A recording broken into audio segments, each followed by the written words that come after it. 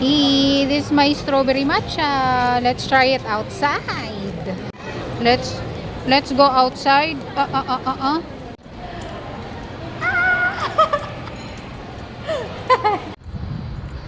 Let's have taste test. Ay.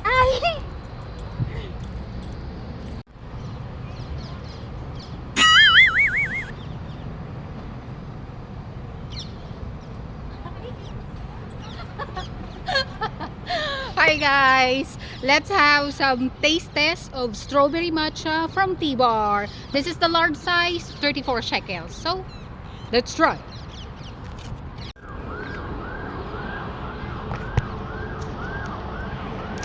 Okay.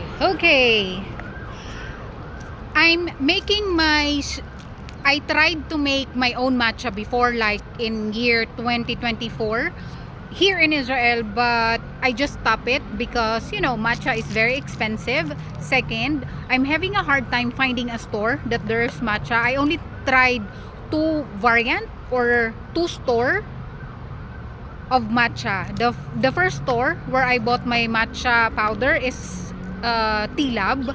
The second one is the one inside the Sarona market. I'm having a hard time to pronounce the store name. It's Palace. I'll just put the name. I forgot because it's hard to pronounce. I'm having a hard time to pronounce the name of the store. So that's the only two store that I tried there. That's the only store that I tried the matcha powder. So after that I just stopped making my own matcha. But during that time I tried to make strawberry matcha as well.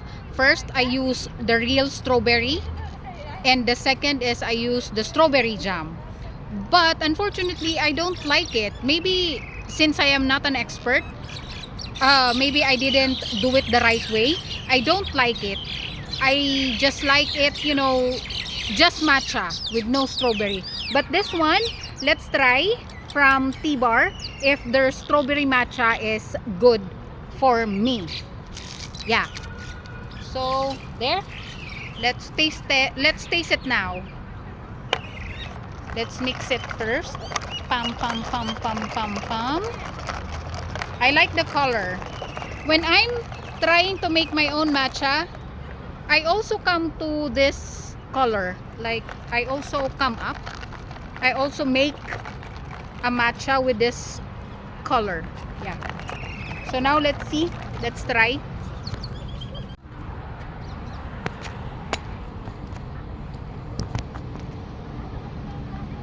So wait. Matcha. So let's try it now. All right. You first. Finish? Not yet. It's my turn.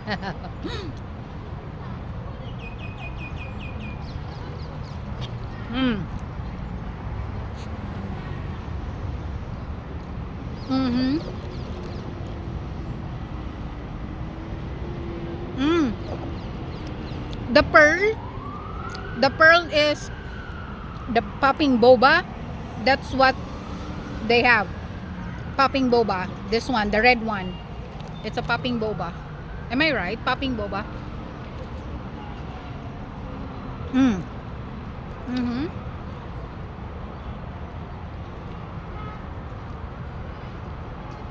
Okay. The taste of the strawberry is very light. The matcha is wait. Okay. The taste, it has only a light strawberry flavor. Like the matcha is not the matcha is not overpowered. It's not overpowered. The matcha, the strawberry flavor didn't overpower the matcha flavor. That's what I'm trying to say here.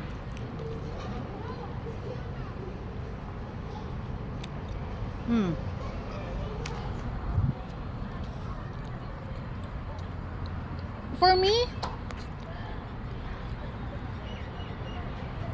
I'm sorry, I tried again the strawberry matcha, but it's still like I just want only matcha without strawberry.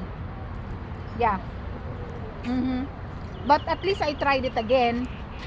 But yeah, just matcha.